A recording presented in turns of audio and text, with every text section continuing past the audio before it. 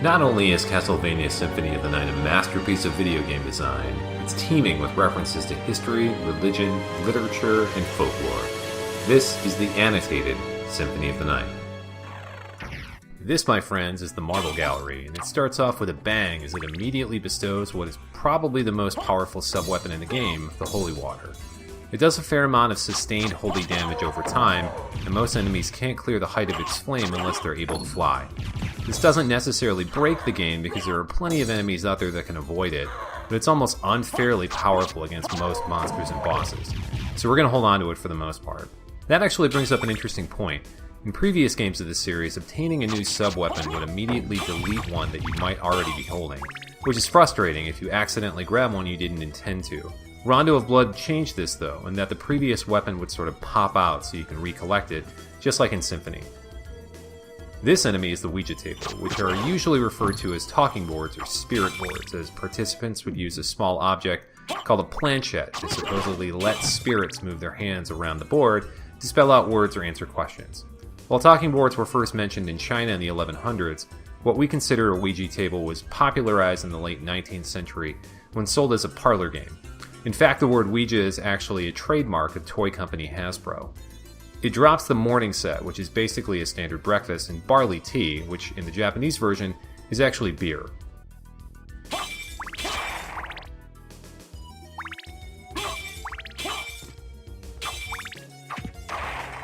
The slinger here is called the skeleton rib in the Japanese version, and is meant to imply that it tears off its own rib and, well, slings it at you.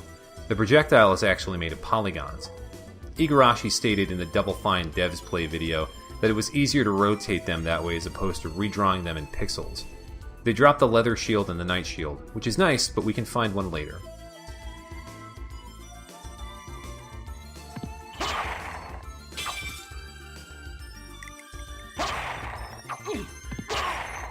The marionette enemy could be a reference to several classic horror movies that use possessed dummies or insane ventriloquists as antagonists, like the 1929 silent film The Great Gabbo and 1945's Dead of Night. They drop items that increase intelligence, a state directly related to magic use, most likely due to the fact that the marionettes are magically animated. The Smart Potion will boost intelligence briefly, and the Circlet will add 5 points to it when equipped. Not much to say about the Spirit Orb relic other than that it shows the amount of damage inflicted on enemies. As an action RPG though, this information is useful for sussing out enemy weaknesses and resistances.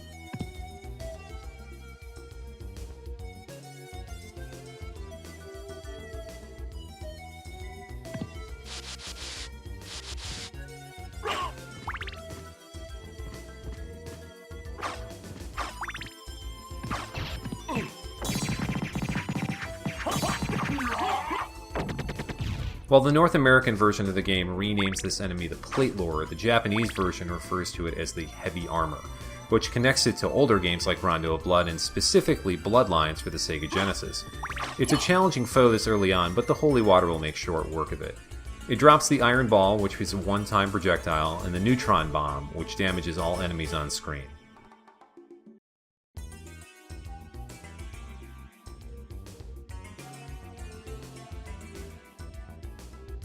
Skelerangs are some of my favorite enemies in the game. They're kind of standard stationary projectile attackers, but getting close to them makes them cower in fear. They drop boomerangs and fire boomerangs.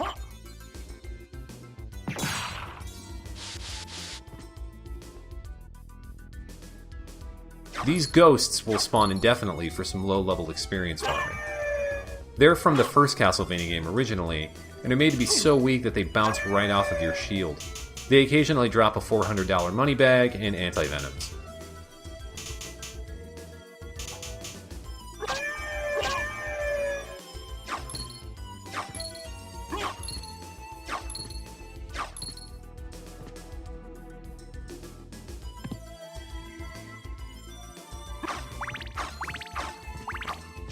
Alright, we need to clear the air about this enemy, known as the Devil in the Japanese version, but Cthulhu here.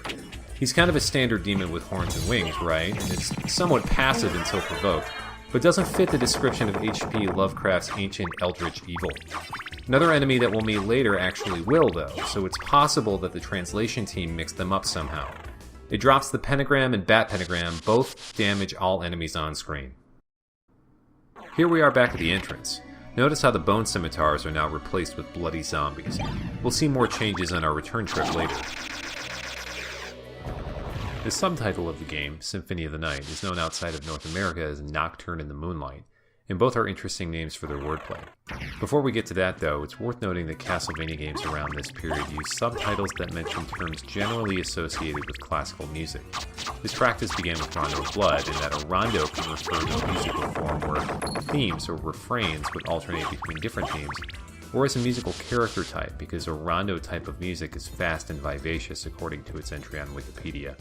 This trend continued past Symphony and through most of the other Igarashi-held games, like Harmony of Dissonance, Aria of Sorrow, and Lament of Innocence, all of which have symphonic or musical terms in the title. Symphony of the Night, then, is a little on the nose as far as this recurring motif is concerned, but is something of a reference to, you guessed it, the 1931 Bela Lugosi Dracula film. Early in the movie, when Renfield first meets the Count in the castle, he stops to listen to the howl of a wolf outside his walls. Listen to them. Children of the night. What music they make. Nocturnes are a musical composition that first became popular in the 18th century that are, according again to Wikipedia, evocative of the night and were normally played at evening parties. The term comes from its application from a very old Catholic tradition known as the Liturgy of the Hours, specifically when evening or night offices were prayed. Obviously, it's also where the term nocturnal is derived, which is a word that refers to animals that sleep during the day and wake at night. You know, like vampires.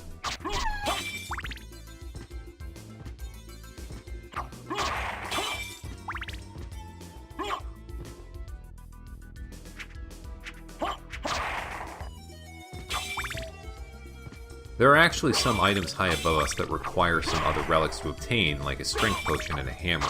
They wouldn't be that useful for Alucard right now anyway, so it's okay to pick them up later.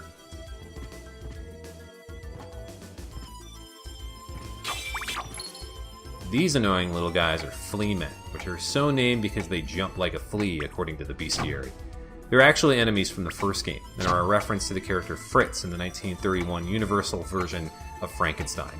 Popular culture eventually evolved the common name of the quote hunchbacked henchman to Igor over time, probably due to a confluence of movies like House of Frankenstein from 1944 and 1955's House of Wax. He drops cheese and the Takemitsu, which is a two-handed bamboo sword that does blunt damage. It may be named after Japanese composer Toru Takemitsu, who once fashioned a record needle out of bamboo to listen to taboo classical Western music during his time in World War II. You seem human, and yet, what do you here? I've come to destroy this castle. Then we have the same purpose. I'll trust you for now. I'm Maria. Who are you? Alucard. Not the talkative type, I can see. Well, perhaps we'll meet again, if you live that long. Farewell. Okay, so there's a lot to unpack here, so let's start with Maria, who is a character from Rondo of Blood. In that game, she acted as a captive and then playable character after being freed by Richter, whom is her brother-in-law. In this game, she acts as something of a guide or even Greek chorus, and that running into her means that the story is progressing. In Rondo, she was a sprightly 12-year-old girl that commanded spirits of the Chinese zodiac as powerful weapons, which, again, we would have seen if Richter was losing in the flashback fight at the beginning of the game. In fact, she's far more powerful than Richter himself, as she represented something of an easy mode for that game, which belied her cute demeanor. Toru Hagihara, Rondo's director and Symphony's co-director, did this intentionally, according to an old magazine interview translated by Shmupulations.com. 5 years have passed since the events of Rondo, making her 17 in this game. Further versions of the game have added her presence more and more. She was a playable character right from the beginning of the Saturn version, and was added as a mid-game boss fight for Alucard in the Dracula X Chronicles, re-released for the PlayStation Portable in 2007. Incidentally, a different interview, also translated by Shmupulations, mentioned that there was originally going to be substantially more dialogue and story in Symphony, but much of it was scrapped because it lopsided the flow of the game. On to the room itself. This room is intentionally ominous and is supposed to infer a certain scope in the game. A player will notice a break in the center of the ceiling, which should imply that you can either fly up through it or maybe fall back down to this room. The angel statue on the upper left will always either open or close after the dialogue with Maria, though the jump height is just out of reach at this point, which should give the player incentive in how to acquire the necessary tools to reach it and double back later on.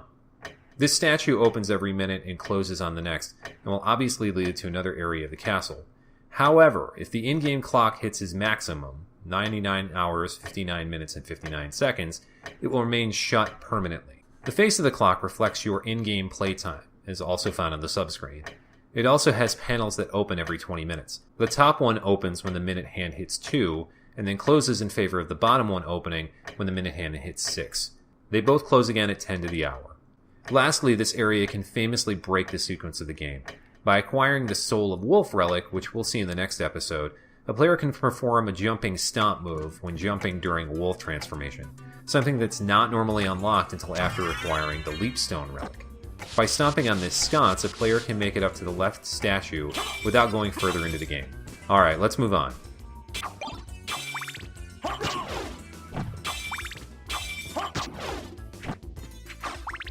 I somehow missed them in the last video, but the skeleton enemy is from the first game in this series and drop a shield potion and monster vial 3.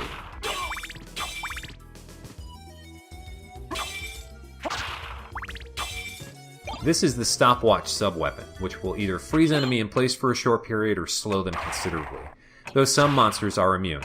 It opens another passage in the castle, but we'll circle back around to that later. This weapon is originally from the first Castlevania. The Bible subweapon that we just picked up flies around you like a sort of shield, which can kill low-level enemies and block projectiles. You can throw 2 of them at once, doubling the amount of damage and protection. It came from Rondo of Blood originally.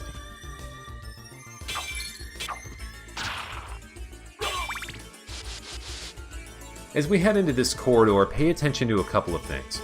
First, there are several layers of parallax scrolling in every area of the game, but they're often obscured by pieces of the background. This section shows them off effortlessly. As you're enjoying them, keep a lookout for the giant peeping eye in the window following you. This is a recurring series enemy, but one can tend in this game to just keep an eye on. The grotesque monster that we've been killing is called Diplocephalus, which may be a misspelling of Dicephalus, which is a fetus born with 2 heads, or 2 conjoined twins with 2 heads. Diplo, though, means double, or in pairs, which I guess is still accurate for this enemy. It drops a pentagram and a tart, which is maybe a play on the back half of the enemy, as tart, in British slang, can be a derogatory word for prostitute. In the Japanese version, this enemy is called Amphisbaena, which is a reference to Greek mythology, as it was a snake or dragon with heads on both ends. It spawned from the dripping blood of Medusa's severed head. This is actually an enemy called Man-Eating Plant, which originated in Simon's Quest for the NES.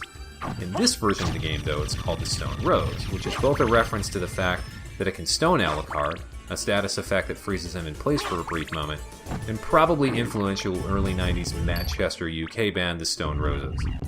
These guys dropped the leather shield and a meal ticket, which I'll talk about more in depth in a future video.